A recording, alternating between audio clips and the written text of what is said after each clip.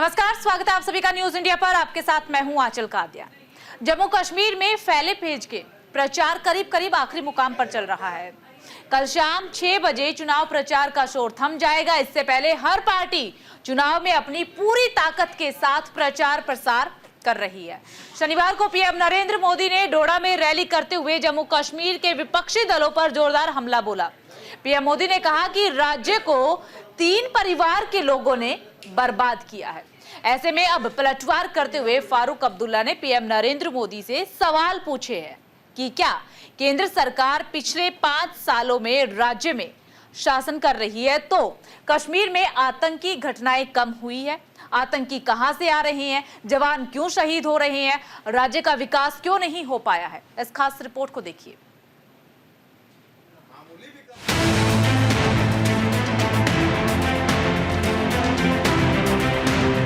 जम्मू कश्मीर में पहले चरण के चुनाव का आखिरी चरण है। सभी सियासी दल अपनी ताकत के साथ चुनाव प्रचार में जुटे हैं। जम्मू कश्मीर में 10 साल बाद होने जा रहे विधानसभा चुनाव के पहले चरण को लेकर सुरक्षा के चाक चौबंद इंतजाम किए गए हैं। पहले चरण में 24 सीटों पर 18 सितंबर को मतदान है। हर सीट पर औसत 2 से 3 हजार सुरक्षा बल तैनात किए गए हैं। पहली बार सुरक्षा में देश के अलग अलग राज्य के पुलिस के सशस्त्र बलों को तैनात किया गया है। सुरक्षा में किसी तरह का खलल न पड़े, इसके लिए 3 गुना ताकत के साथ चुनाव कराने की तैयारियां की गई हैं। करीब 50,000 सुरक्षा कर्मियों को ड्यूटी में तैनात किया गया है।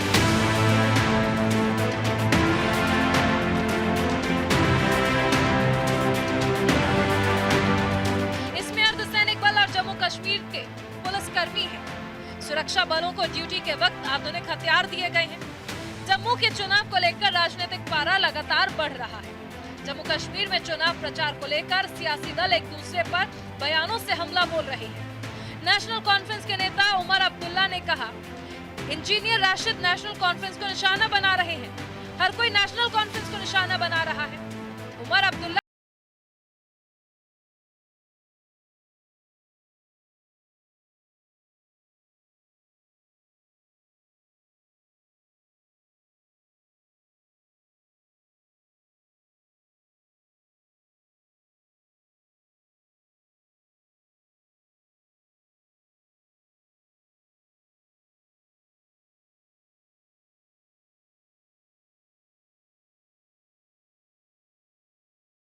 यूथों का कैसा रिस्पॉन्स क्या है?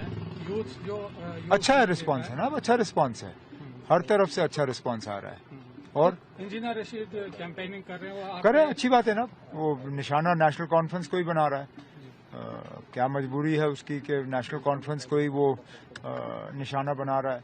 वो इस सवाल का जवाब वही दे सकता है। साथ में पीडीपी भी आपको निशाना बना रही है। आज हर कोई हमें निशाना बना रही है, चाहे वजीर आजम हो, मरकजी हुकूमत हो, बीजेपी हो, पीडीपी हो, एआईपी हो, सब जो है नेशनल कॉन्फ्रेंस को निशाना बना रहे हैं। तो पीएम ने काफी सारी डेवलपमेंट का वादा किया था ना। पहले तो वादा तो छोड़िए ना, पहले पिछले 10 साल का तो हिसाब किताब बराबर करें। 10 साल में क्या मिला जम्मू कश्मीर को? यहाँ डबल इंजन सरकार रही है, मुफ्ती साहब के साथ, महबूबा मुफ्ती साहिबा के साथ, उसके बाद राजभवन के जरिए 10 साल तो जम्मू कश्मीर को डबल इंजन सरकार मिली। इस डबल इंजन सरकार का जमीनी सतह पर क्या फायदा हुआ, जरा वजीर आजम साहब वो गिने, उसके बाद हम बाकी बातें करेंगे। चलो। उधर पीएम के नारे सबका साथ सबका विकास पर तंज कसते हुए उमर अब्दुल्ला ने कहा कि सरकार ने पिछले 10 साल में सिर्फ जम्मू कश्मीर के साथ भेदभाव किया है। उधर नेशनल कॉन्फ्रेंस के अध्यक्ष फारूक अब्दुल्ला ने कहा कि हमने अलगाववादियों को नहीं बनाया, इसके लिए पाकिस्तान जिम्मेदार है। केंद्र सरकार 5 साल से जम्मू कश्मीर में शासन कर रही है। फारूक अब्दुल्ला ने पीएम मोदी पर निशाना साधते हुए कहा कि सरकार हमेशा से आतंकवाद के लिए धारा 370 को जिम्मेदार ठहराती रही, लेकिन अब राज्य में धारा 370 भी हट गई है। क्यों नहीं सरकार इस पर कंट्रोल कर रही? राज्य के अंदर फिर भी आतंकवाद क्यों जारी है? सारे हथियार कहां से आ रहे हैं? फारूक अब्दुल्ला ने आगे कहा कि चुनाव से पहले इंजीनियर राशिद को क्यों रिहा किया गया?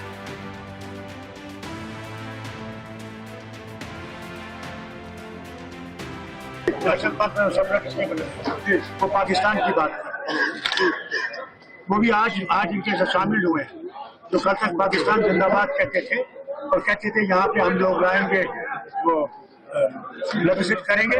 आज वो उनके साथ बैठे हुए हैं, उनसे पूछिए कहाँ गए वो उनके नारी, कहाँ गए वो कामयाब बनाएंगे निजाम मुस्तफा बनाएंगे, कहाँ है वो, कहाँ है? उनके साथ बीजेपी के साथ बैठे हुए हैं, आरएसएस के गुलाम बैठे हुए हैं। तो अभी जो जमात का जो कॉन्टेस्ट कर रहे हैं जो इलेक्शन में, उसके बारे में क्या कह रहे हैं? अच्छी बात है, इसके बजाय कि वो इधर उधर जाए और लोगों को पता नहीं लगे कहाँ खड़े हैं, वो पास सामने आ जाएगा ये कहाँ है।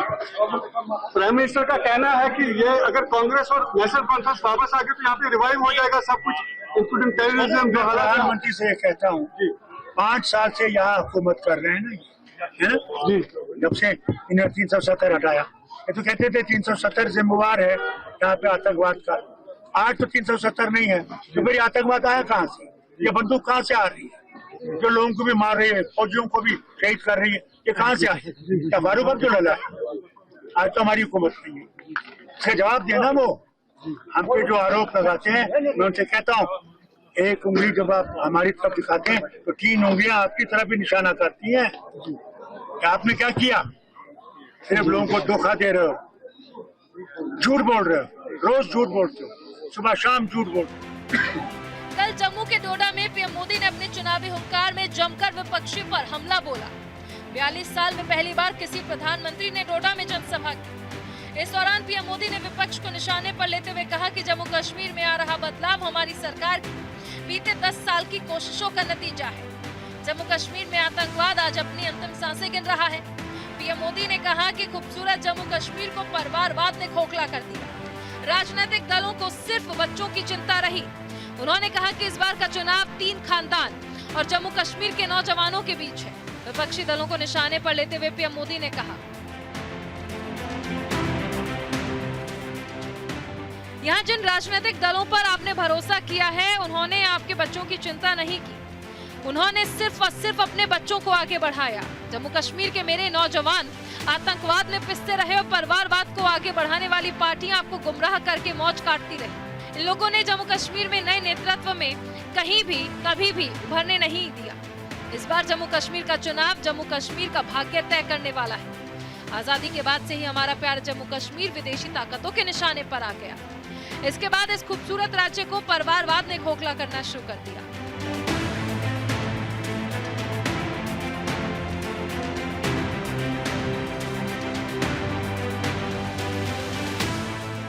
कांग्रेस, पीडीपी और नेशनल कॉन्फ्रेंस पर निशाना साधते हुए पीएम ने कहा, यहाँ पंचायत के चुनाव 2000 के बाद नहीं हुए। यहाँ बीडीसी के चुनाव कभी भी नहीं हुए थे। दशकों तक परिवारवाद ने यहाँ के बच्चों और होनहार नौजवानों को आगे नहीं आने दिया। 2014 में सरकार में आने के बाद मैंने जम्मू कश्मीर में नौजवानों की नई लीडरशिप को आगे लाने का प्रयास किया। फिर 2018 में यहाँ पंचायत के चुनाव कराए गए। 2019 में बीडीसी के चुनाव हुए और 2020 में पहली बार डीडीसी के चुनाव कराए गए। ये चुनाव इसीलिए कराए गए ताकि जम्मू कश्मीर में डेमोक्रेसी ग्रास रूट तक पहुंच जाए।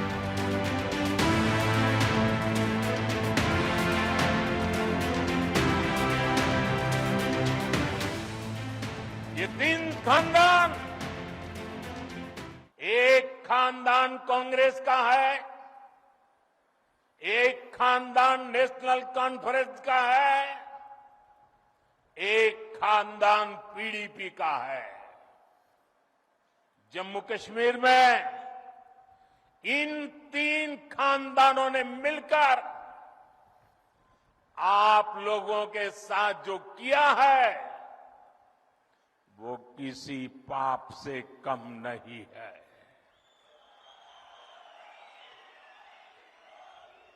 ये तीनों खानदान जम्मू कश्मीर को दशक तक बर्बादी देने के जिम्मेदार है। पीएम मोदी ने जम्मू कश्मीर में 3 खानदानों पर हमला बोलते हुए कहा कि इस साल का चुनाव 3 राजवंश और जम्मू कश्मीर के युवाओं के बीच ये चुनाव होने जा रहा है। कांग्रेस, नेशनल कॉन्फ्रेंस और पीडीपी के 3 राजवंश जम्मू कश्मीर के महत्वाकांक्षी युवाओं के खिलाफ खड़े होंगे। ये 3 परिवार जम्मू कश्मीर की दशकों से चली आ रही दुर्दशा के लिए जिम्मेदार हैं। ये 3 परिवार भ्रष्टाचार में लिप्त रहे युवाओं को बुनियादी जरूरतों के लिए संघर्ष करना पड़ा। पीएम मोदी ने अब्दुल्ला परिवार पर हमला बोलते हुए कहा कि इन 3 परिवारों ने घाटी में आतंकवाद और उग्रवाद की नींव रखी। अपने निजी लाभ के लिए आतंकवाद के प्रचार प्रसार के लिए एक सुरक्षित पनाह थी। Bureau report news 18।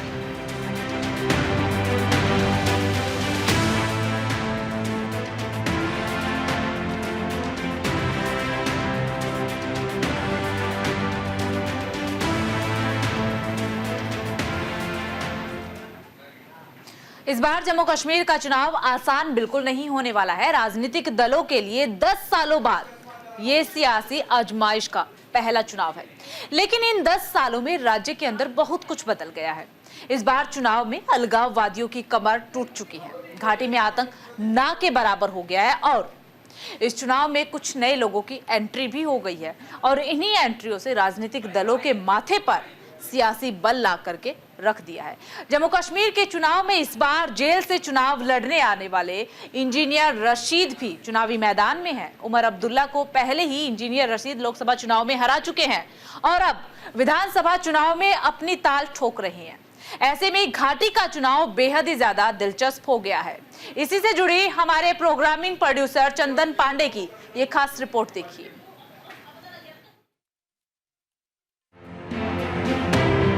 कश्मीर मसले के हल के लिए कोशिश की गई।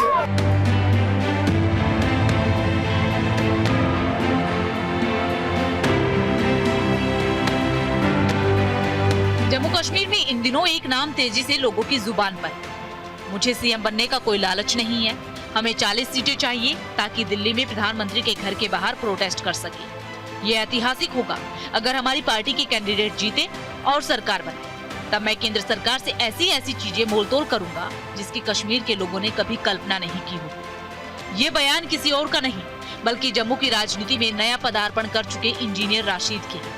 इंजीनियर राशिद की पहचान 3 वजहों से है। जम्मू कश्मीर की अवामी इत्तेहाद पार्टी के अध्यक्ष हैं, टेरर फंडिंग के आरोप में तिहाड़ जेल में रह चुके हैं और जेल में रहते हुए पूर्व सीएम उमर अब्दुल्ला, सज्जाद लोन जैसे लीडर्स को हराकर बारामुल्ला सीट से सांसद बने। राशिद कहते हैं कि उमर विधानसभा चुनाव भी हारेंगे, महबूबा का साथ देने के लिए तैयार हैं, लेकिन शर्तों पर। बस यही कहेंगे, जीत सच की होगी।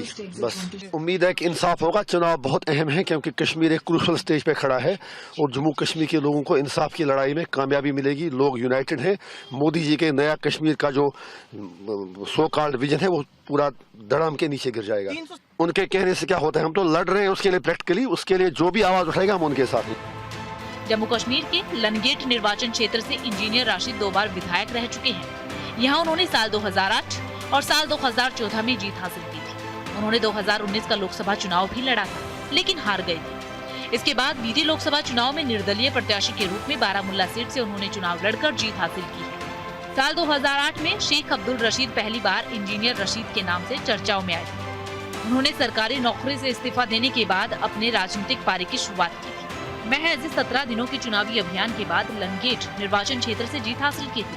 साल 2019 में राष्ट्रीय जांच एजेंसी NIA ने टेरर फंडिंग के आरोप में UAPA कानून के तहत राशिद को गिरफ्तार किया। तब से तिहाड़ जेल में बंद थे राशिद। जेल से छूटने के बाद से राज्य के सियासी पारे को लगातार इंजीनियर राशिद बढ़ा रही है। इलेक्शन के जो हमारा अलायंस है उसकी बुनियाद खुलूस पे है और उसका मकसद सिर्फ ये है कि कश्मीर और कश्मीरियों की बात करें, कश्मीर मसले के हल के लिए कोशिश की जाए, जो इंसानी हुकूक की पामालियाँ हो रही है उसके खिलाफ आवाज़ उठाई जाए और नई दिल्ली को पुरअमन मुज़ाकरात के लिए आमादा किया जा सके। उसके लिए इलेक्शन में हम अलायंस कर रहे हैं। जहाँ जहाँ पर जमात इस्लामी उम्मीदवार है हम उनकी हिमायत करेंगे, जहाँ हमारे उम्मीदवार है वहाँ वो हमारी हिमायत करेंगे। जहाँ कोई ऐसी जगह है जहाँ पर दोनों के वक्त की कमी थी वहाँ पर इंटरेस्ट होगा। वोटिंग से ठीक पहले इंजीनियर राशिद के जेल से बाहर आने पर नेशनल कॉन्फ्रेंस और PDP सवाल उठा रहे हैं। नेशनल कॉन्फ्रेंस के प्रेसिडेंट फारूक अब्दुल्ला और PDP प्रेसिडेंट महबूबा मुफ्ती लगातार सवाल उठा रहे हैं। इंजीनियर राशिद की अवामी इत्तेहाद पार्टी ने विधानसभा चुनाव में अब तक 22 कैंडिडेट उतारे हैं। इनमें इंजीनियर राशिद के भाई खुर्शीद अहमद शेख भी शामिल हैं। खुर्शीद अहमद सरकारी टीचर थे और इस्तीफा देकर लनगेट सीट से चुनाव लड़ रहे हैं। इस सीट से इंजीनियर राशिद 2008 में विधायक चुने गए, तब उन्होंने निर्दलीय चुनाव लड़ा। साल 2014 में भी इस सीट से जीते थे, पार्टी ने गांधरबल सीट से शेख आशिक को टिकट दिया।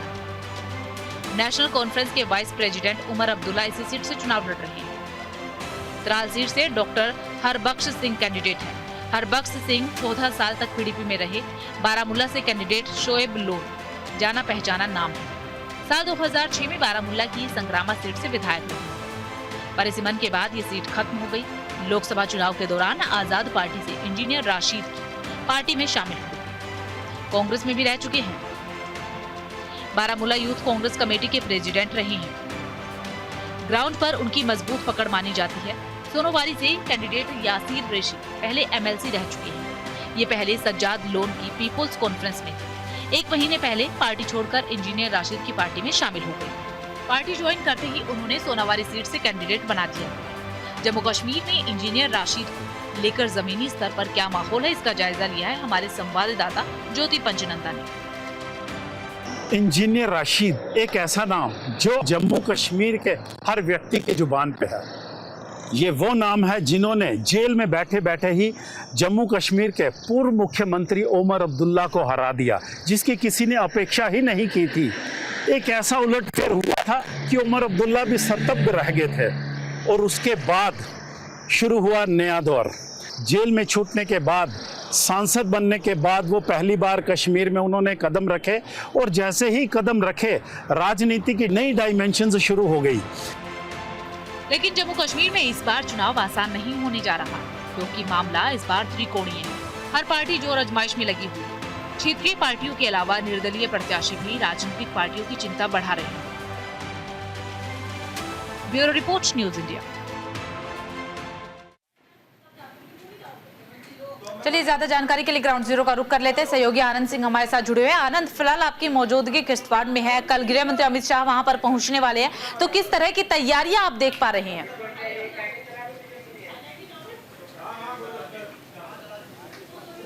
देखिए, अगर जम्मू कश्मीर की बात की तो बीजेपी अपनी पूरी ताकत के साथ उतर रही है। जम्मू कश्मीर में पहले फेज में 24 सीटों पर चुनाव होना है। आपने याद करा हो, कुछ दिन पहले प्रधानमंत्री नरेंद्र मोदी यहां पहुंचे थे और कल एचएम को यहां पहुंचा। दरअसल 3 जनसभाएं हैं पीएम के बाद। अब गृह मंत्री अमित शाह की जो कल होगी, कल वो दिन है जो प्रचार खत्म हो जाएगा 5 बजे।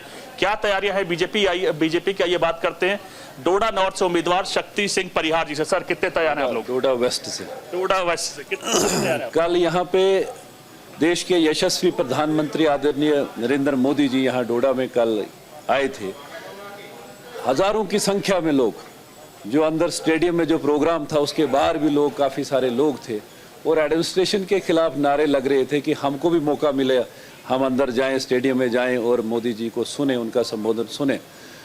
भारतीय जनता पार्टी के कार्यकर्ता यहाँ 24/7 काम करते हैं और जिस तरह की कैंपेन इस वक्त पूरे इस एर्स्टवाइल डोडा डिस्ट्रिक्ट में चल रही है, हमारी 8 सीटें, इस रामबन डिस्ट्रिक्ट हो, डोडा डिस्ट्रिक्ट हो या किश्तवाड़ डिस्ट्रिक्ट हो, इन 8 सीटों के कल कैंडिडेट यहाँ पे थे और इन 8 जो भी हमारी जो 8 सीटें हैं वहाँ से लोग भी आए थे और लोगों में एक उत्साह है।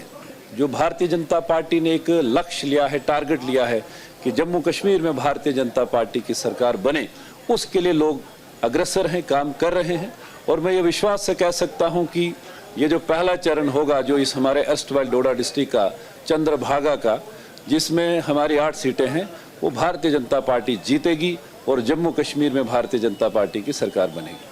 सर, गठबंधन की अगर बात की तो गठबंधन ने भी आपकी जो सामने कैंडिडेट हुआ वो जाति समीकरण को देखते हुए प्रदीप कुमार को उतारा। कितने सशक्त या मजबूत मान रहे हैं उनको? अब आप ये देखिए कि यहाँ डोडा की 3 सीटें हैं, डोडा डिस्ट्रिक्ट की।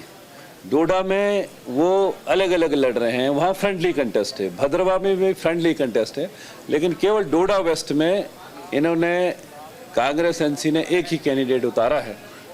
ये अलायंस जो है, प्री पोल अलायंस, ये लीडर्स का अलायंस है, ये नीचे वर्कर्स का, ये वोटर्स का अलायंस नहीं है। आप अगर इस वक्त भी देखेंगे इस लान में, यहाँ सैकड़ों लोग इस वक्त, ये न केवल भाजपा के हैं बल्कि अलग अलग पार्टियों के लोग हैं जो यहाँ पे आए हैं, जो भारतीय जनता पार्टी को ज्वाइन करने के लिए आए हैं। मैं ये विश्वास से कह सकता हूँ कि सबसे बड़ा मार्जिन अगर कोई होगा तो इसी सीट से, डोडा वेस्ट से होगा। मैं ये विश्वास से कह सकता हूँ। आखिरी सवाल मेरा ये है कि परिवार को भी यहाँ से उम्मीदवार बनाया गया है, तो आतंकवाद एक मुद्दा यहाँ रहा है और कई बार आप लोगों ने खुद देखा कि यहाँ कई ऐसी वारदातें हुई जिसमें आतंकवादी को लेकर 10 आतंकवादी ने दर्ज झेला। कितना बड़ा मुद्दा है आतंकवाद डोडा को लेकर या जम्मू कश्मीर को लेकर? 1987 में भी ये अलायंस हुआ था, यहाँ राजू फारूक अगाड उस वक्त हुआ था, और ये मिलिटेंसी भी उस अलायंस की ही देन है। जब 90s में यहाँ पे माहौल ख़राब हुआ, यहाँ मिलिटेंसी पूरे खासकर इस हमारे डोडा डिस्ट्रिक्ट में बहुत ज़्यादा मिलिटेंसी उस वक्त थी। लेकिन उस वक्त अगर कोई पॉलिटिकल पार्टी यहाँ इस चंद्रभागा के लोगों के साथ खड़ी रही, वो भारतीय जनता पार्टी थी, जिन्होंने यहाँ पे VDCs, VDGs, SPOs का गठन किया। और हमारा ये मानना है कि यहाँ आर्मी हो, पैरामिलिट्री फोर्सेस हो, JKP के हमारे जवान हो, उसके साथ साथ VDGs, VDCs का एक बहुत बड़ा रोल, यहाँ STF का बहुत बड़ा रोल रहा है इस आतंकवाद को ख़त्म करने के लिए।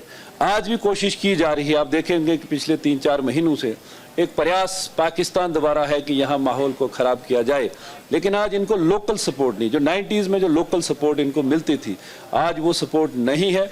और VDCs को और स्ट्रेंथन किया जा रहा है और नई क्रिएशन की जा रही है ताकि लोग यहाँ सुरक्षित महसूस कर सकें। विकास डेवलपमेंट की हम राजनीति करें। हमारा अक्सर ये मानना है कि इस एरिया में, इस बेल्ट में, इस चंद्रभागा में हमारा भाईचारा मजबूत रहे, विकास डेवलपमेंट की राजनीति हो। और पिछले 10 वर्षों में जो मोदी सरकार ने जो काम किए हैं, लोगों को पूरा विश्वास है, भरोसा है मोदी सरकार पे, भाजपा पे, तब जाके ये इतना जन सैलाब अभी रात को भी उमड़ा है। और मैं फिर एक बार ये कहूँगा, इस लोगों के भरोसे पे, लोगों के विश्वास से ये कहूँगा कि भारतीय जनता पार्टी इस डोडा वेस्ट को बड़े मार्जिन से इस सीट को जीतेगी। सर, एक आखिरी सवाल मेरा ये रहेगा कि जब मैनिफेस्टो जारी हुआ था NC का, तो HM ने 10 सवाल पूछे थे कांग्रेस से। कहीं ना कहीं वो जो मुद्दे थे, सुलेमानी तक तमाम चीजें, तो ये जम्मू में कितना असर रखती हैं? ये देखिए, यहाँ भी जो लोग हैं, यहाँ राष्ट्रभक्त लोग हैं, देशभक्त लोग हैं।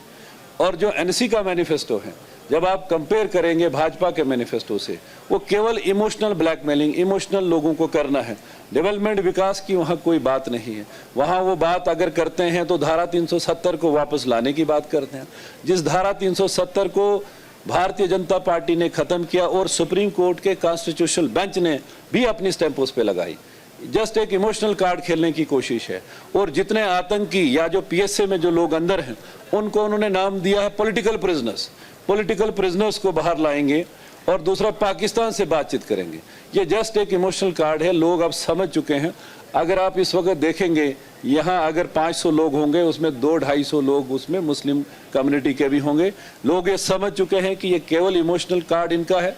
लोग चाहते हैं कि हमारी डेवलपमेंट हो, विकास हो।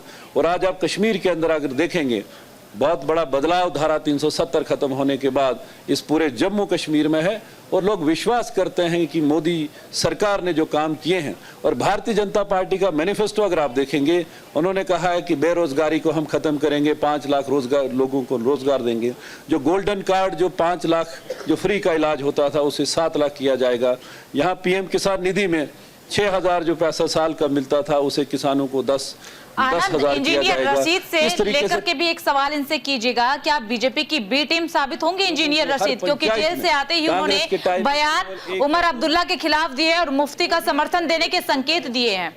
आज 300, 400 मकान एक पंचायत में आज मिल रहे हैं। लोग जो गरीब लोग हैं वो अपने मकान बना रहे हैं। पेंशन कांग्रेस के टाइम पे 200 रुपए थी। एक सवाल है कि इंजीनियर रशीद को उमर अब्दुल्ला ने बीजेपी की बी टीम का है। नहीं, ऐसा कुछ नहीं है, ऐसा कुछ नहीं है। हम फोकस किए हुए हैं अपनी पार्टी संगठन के भरोसे पे, जो कार्यकर्ताओं ने जो काम फील्ड में किया है। और ये विश्वास है कि हम 24/7 काम जो भारतीय जनता पार्टी के कार्यकर्ता करते हैं। कांग्रेस NC के लोग आपको केवल इलेक्शन में मिलेंगे। चुनाव जब आता है तब वो उनके लीडर बाहर आ जाते हैं। यहाँ डोडा की अगर एग्जांपल दूं, बहुत सारे लीडर आगे पीछे, ये लोगों से आप पूछ सकते हैं, आगे पीछे नहीं दिखेंगे। जब इलेक्शन जब आते हैं उस वक्त बहुत सारा। चलिए ठीक है आनंद, आप अपनी बात कंटिन्यू रखिएगा। फिलहाल के लिए बहुत बहुत शुक्रिया आपका तमाम जानकारी साझा करने के लिए और खूबसूरत बातचीत के लिए। फिलहाल वक्त हो चला एक छोटे से ब्रेक का। ब्रेक के उस पर खबरों का सिलसिला जारी रहेगा। इसके बाद बीजे लोग